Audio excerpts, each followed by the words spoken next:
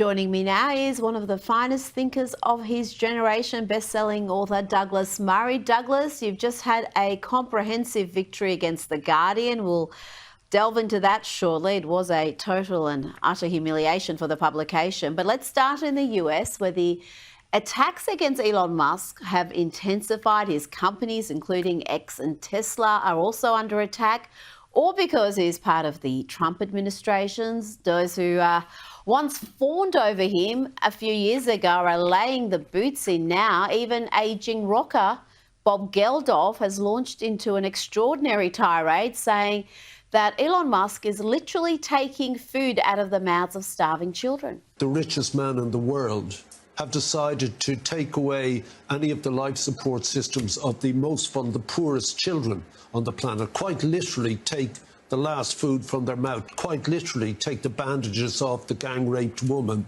quite literally stop AIDS, 5 million AIDS sufferers getting their things. So they will die in a matter of weeks. This is the USAID cuts you're This is talking about. Trump and Musk and all those other creeps. Douglas, quite literally.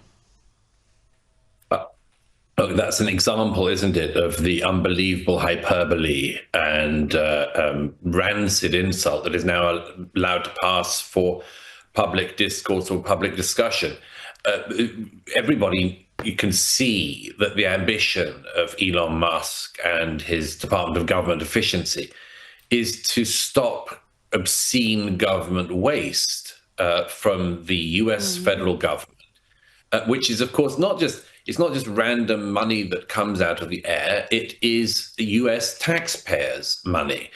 And there isn't a case of Elon Musk trying to take food out of the mouth of starving children or stop people dying. There is simply effort after effort that is going on in DC. And goodness knows there is such an entrenched bureaucracy there that it is extremely hard to do. But there is simply an effort by him to stop the obscene waste of American taxpayer money. Now, as Musk himself has said, there have been occasions where they've cancelled a project and then discovered that that was a mistake and uncancelled it. The example he gave was recently in the White House was there was an Ebola prevention program that was one of the things that was cut, and they realized that was a mistake. As he said, everyone's anti-Ebola.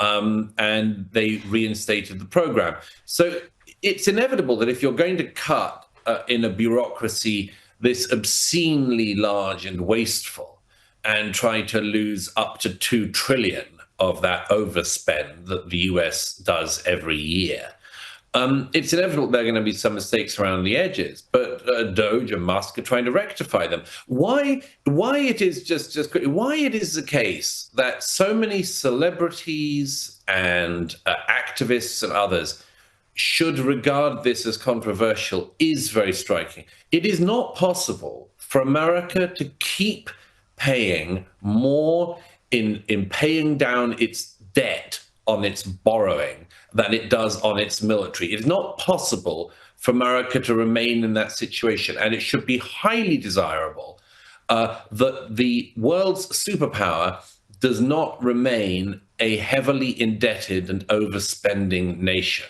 I don't understand why so many people find that difficult to get.